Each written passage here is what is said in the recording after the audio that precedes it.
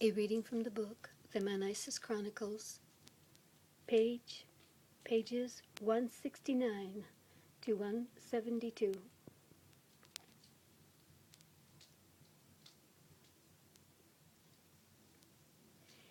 Today we want to talk about personal responsibility.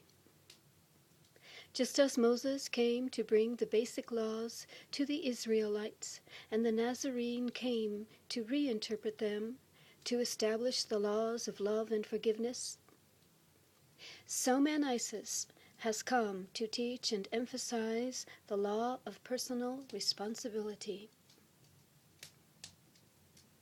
This is to be the prevailing law of the 21st century and must have a salient position in all the manistic teachings. It is this concept that most positively differentiates the manistic dispensation from the previous Christian one. The law of personal responsibility is included in, is part and parcel of, the law of honesty.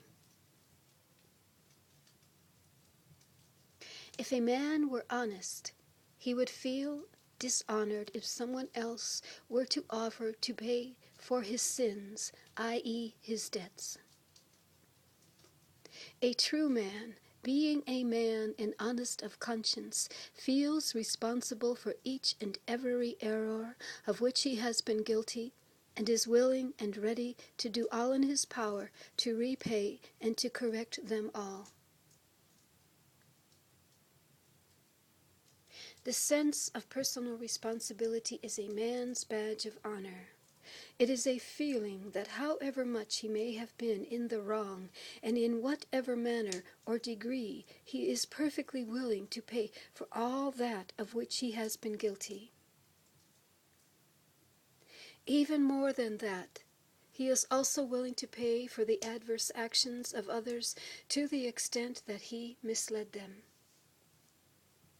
Only when a man or woman is able and willing to do this is he fit to face the celestial forces and say, "I trust that someday I will be one of you." You mean that in some way or other we may have to pay for the misdeeds of others? I asked. I know you have touched on this subject before, but it still doesn't seem quite fair. Have you never heard of the famous English squid case, Mr. Brewington? He replied.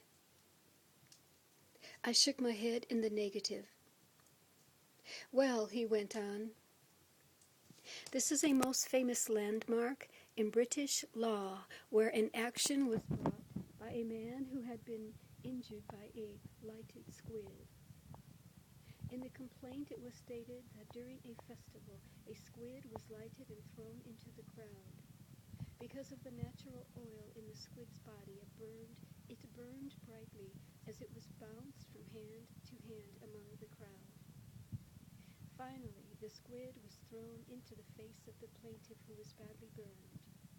The plaintiff sued the man who originally lighted the squid and threw it into the crowd.